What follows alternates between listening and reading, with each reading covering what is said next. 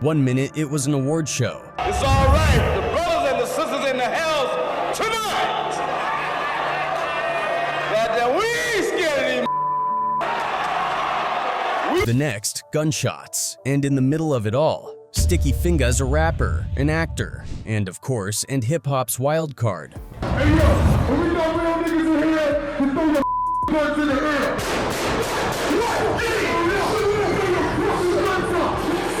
On this night, he didn't just steal the spotlight, he pulled a gun at the Source Awards.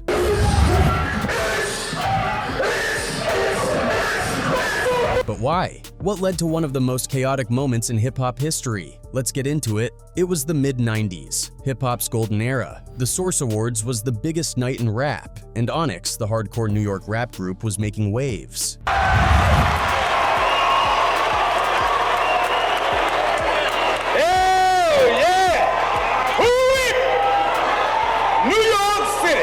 They had a hit single, Throw Ya Guns, and a reputation for bringing raw energy to the stage. But Sticky Fingaz, he had something extra in mind.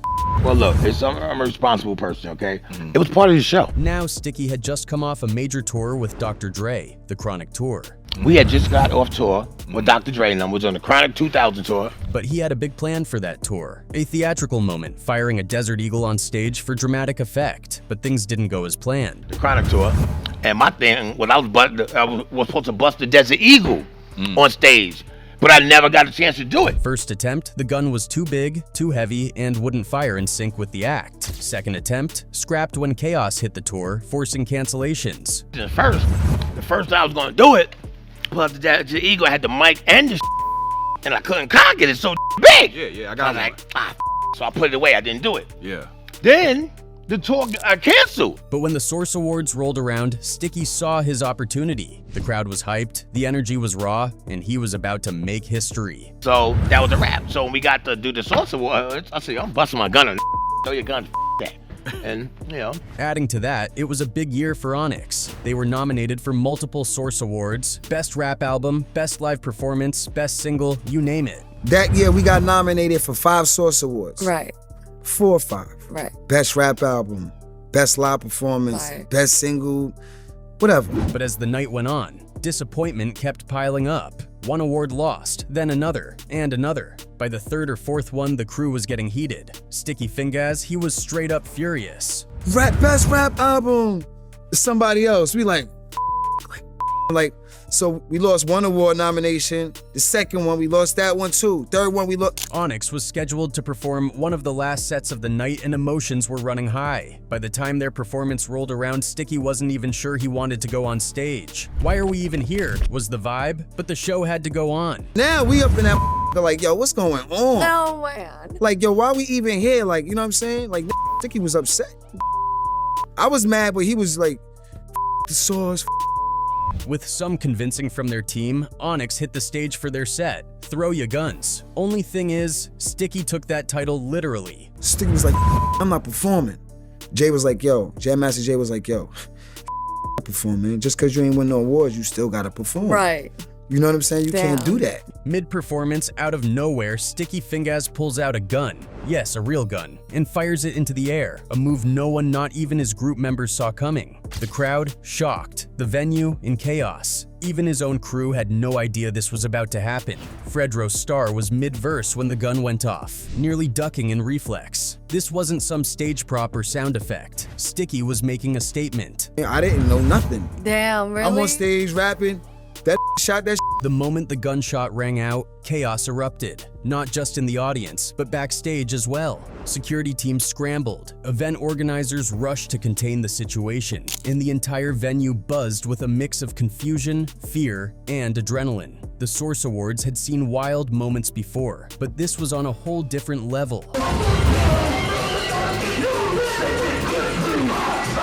Backstage, the rest of ONYX, Fredro Starr, Sonny Siza, and their crew were still trying to process what had just happened. One moment, they were performing their high-energy track Throw Ya Guns, and the next, Sticky Fingaz had literally done just that. Pulled out a gun and fired into the air. Fredro in particular was in shock. He had no idea Sticky had been carrying a weapon. To him, it was as unexpected as it was to the audience. I was ready to duck. I ain't know was going on? You know what I'm saying? It didn't take long for security and law enforcement to arrive. By the time the cops showed up backstage asking, "Where's the gun?" it was already long gone, vanished.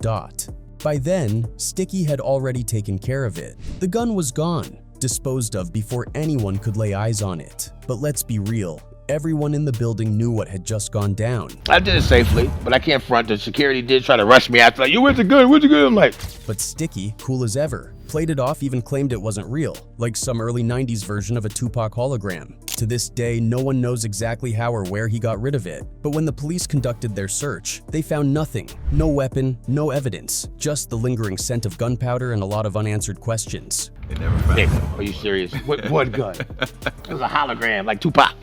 And We had holograms way back then. No weapon recovered, no arrests were made. Sticky Fingaz walked away from the night unscathed, legally speaking. However, that single gunshot left a lasting impression on the hip-hop industry. In a night already thick with tension, especially with Suge Knight's infamous jab at Puff Daddy, Sticky's stunt added fuel to the fire. Coming death row.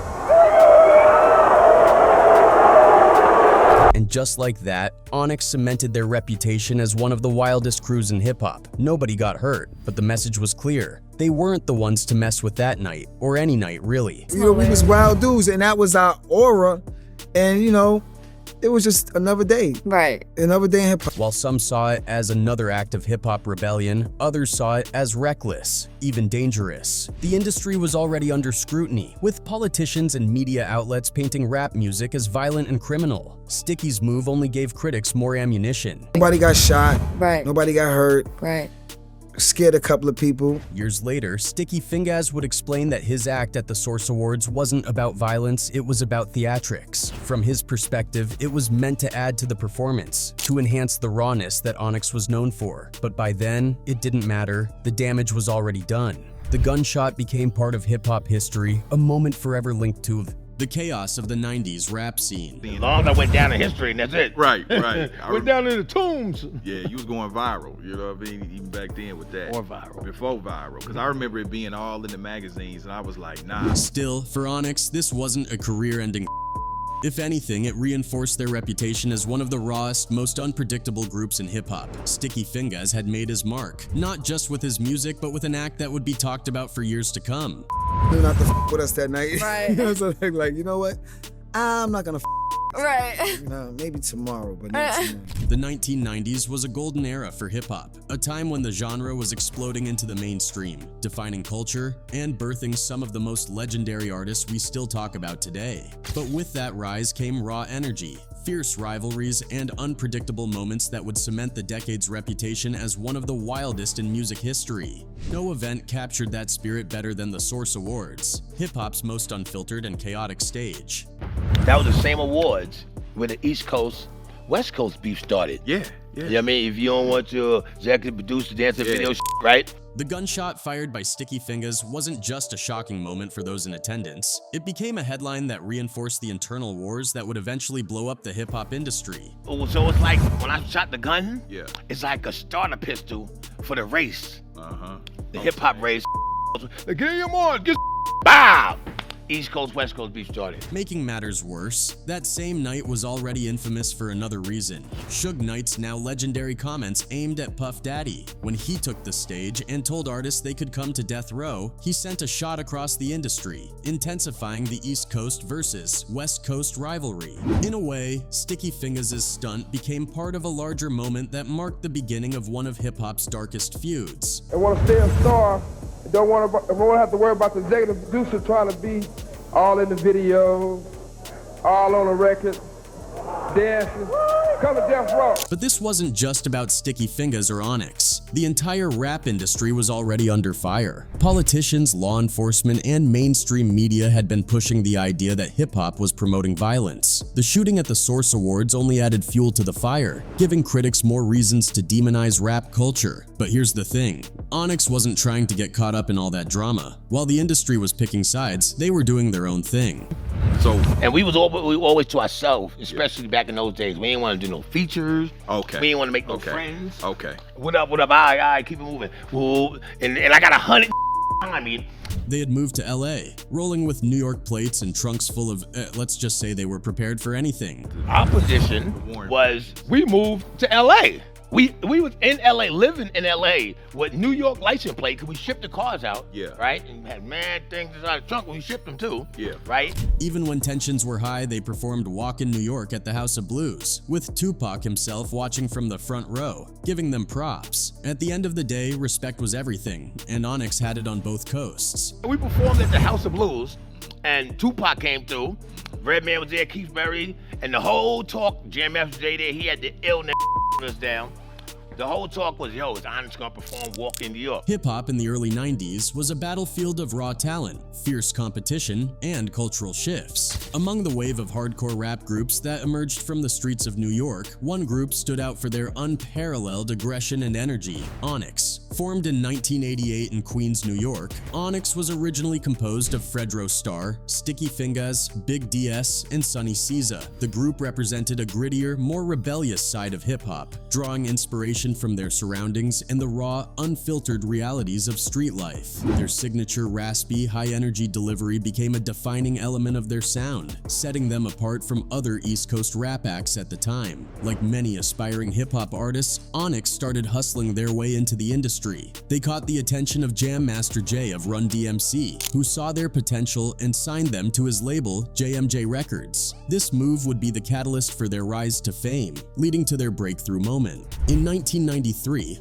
ONYX released their debut album, BACDAFUCUP, and the rap world was never the same. The album was an explosion of unfiltered rage, rebellious energy, and anthemic hooks. Their hit single, Slam, became a crossover success, introducing ONYX's brand of hardcore rap to the mainstream. The song's mosh pit-inducing energy made it a staple in both hip-hop clubs and alternative rock circles. Move back, motherfucker! BACDAFUCUP didn't just make waves, it went platinum and cemented ONYX's place in hip-hop history. The group's bald-headed, aggressive image became iconic, inspiring future rap acts to embrace more chaotic, animated stage personas. They weren't just rappers, they were performers in every sense of the word. Their success wasn't just due to their music, it was also their IB. They brought a level of rawness and unpredictability that hadn't been seen since acts like Public Enemy and NWA. Unlike other rappers who focused on storytelling, ONYX thrived on pure aggression and energy, making every track feel like a riot. After the success of BACDAFUCUP, ONYX continued to release music, but the hip-hop landscape was changing. The late 90s saw the rise of mafioso rap, with artists like Nas, Jay-Z, and the Notorious Big pushing a more polished, storytelling-heavy style. ONYX's raw, chaotic style was beginning to feel out of place in this new era of rap. However, they refused to fade into obscurity. Albums like All We Got Is Us, 1995, and Shut 'Em Down, 1998, showcased their evolution while still staying true to their gritty roots. Songs like Last Days became underground classics, solidifying their reputation as hardcore legends. Shut him down. Yo. During this time, ONYX members also pursued solo careers and acting gigs. Fredro Starr found success in Hollywood, landing roles in movies like Sunset Park and TV shows like Moesha.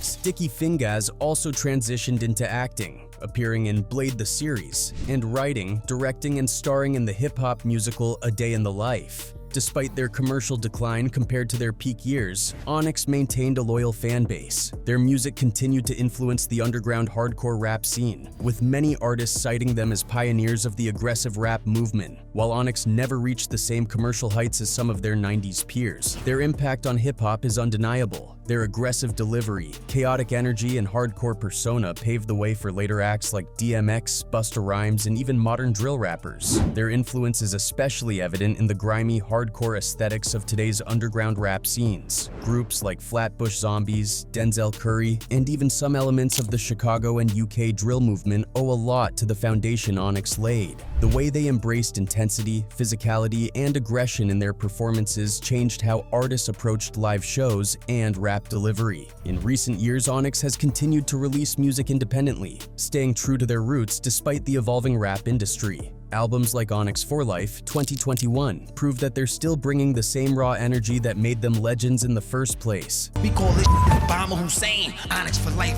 Sticky Fingaz, born Kirk Jones on November 3rd, 1973 in Brooklyn, New York, is a name synonymous with raw, aggressive hip-hop energy. Raised in a tough environment, his upbringing shaped the hard-edged persona that he would later bring to the music industry. Like many young men growing up in urban America, Jones found solace and expression through hip-hop, a genre that spoke to the struggles and realities of life on the streets. Sticky Fingaz made his breakthrough in hip-hop as a member of the hardcore rap group ONYX, formed by Fredro Starr, Suave, Sonny Siza, and Big DS. When Fredro Starr introduced Sticky Fingaz to the group, it was clear that his intense, raspy voice and untamed energy were a perfect fit. The group soon caught the attention of Jam Master Jay of Run DMC, who signed them to his label, JMJ Records, under Def Jam. In 1993, ONYX dropped their debut album, BACDAFUCUP, featuring the smash hit Slam. The song became an anthem, dominating both the airwaves and MTV with its high-energy performance. The album went multi-platinum, cementing ONYX as one of the most hardcore rap groups of the 90s. Sticky Fingaz, in particular, stood out for his aggressive delivery, menacing presence, and unfiltered lyrical style.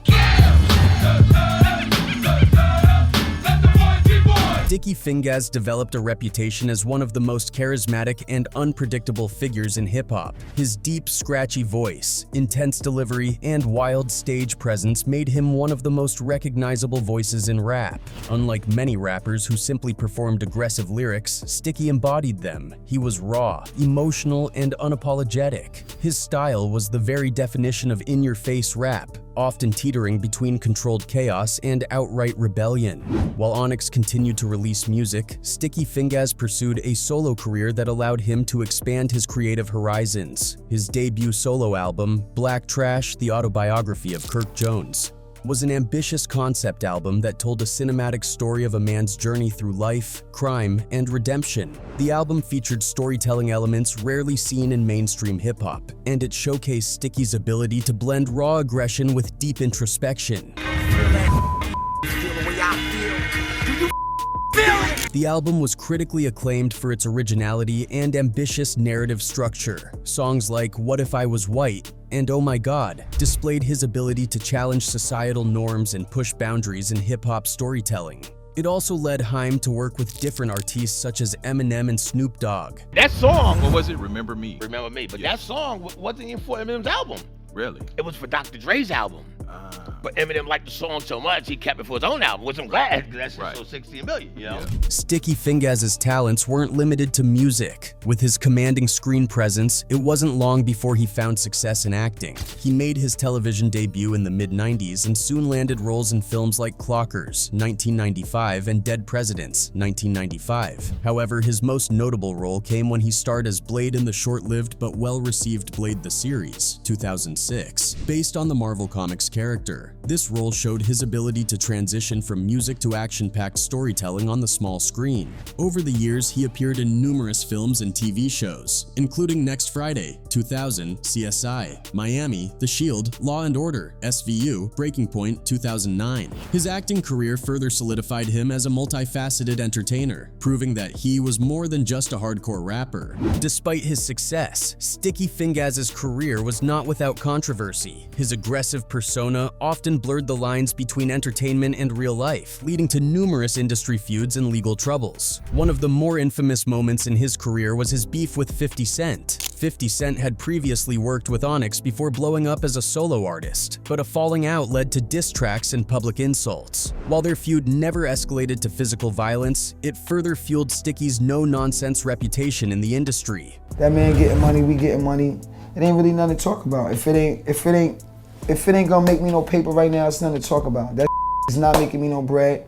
We ain't gonna go in the boxing ring. He also made headlines when actor Kirk Sticky Fingaz Jones was accused of a firearm-related altercation on the set of a music video. However, the details surrounding the incident remain unclear, and no major charges were filed. As the music industry evolved, Sticky Fingaz adapted by going independent. He founded his own label, Major Independence, focusing on creative control and entrepreneurial ventures. He also continued working on various multimedia projects, including directing and producing films. In 2019, he released It's About Time, an interactive movie album hybrid that blended storytelling with music in a unique way. The project was an ambitious attempt to merge two of his greatest talents, music and film. Sticky Fingaz's impact on hip-hop is undeniable. He helped define hardcore hip-hop in the 90s, bringing an unmatched level of aggression and energy to the genre. His unique style has influenced many artists, and his willingness to experiment with storytelling, both in music and film, has set him apart from his peers. While he never achieved the commercial success of some of his contemporaries, he remains a respected figure in hip-hop and entertainment. His contributions to ONYX, his bold artistic risks, and his crossover into acting have made him an unforgettable presence in the industry. Sticky Fingaz is more than just a rapper. He's a storyteller, an actor, and a hip-hop rebel who refused to conform. His career has been filled with controversy, creativity, and constant reinvention. From firing a gun at the Source Awards to starring as Blade, he has always lived on the edge, making sure the world never forgets his name. Love him or hate him, Sticky Fingaz represents the raw, unapologetic spirit of hip-hop. His journey from the streets of Brooklyn to Hollywood is a testament to his resilience and artistic vision. And while his days of throw ya guns may be behind him, his impact on the culture will never fade.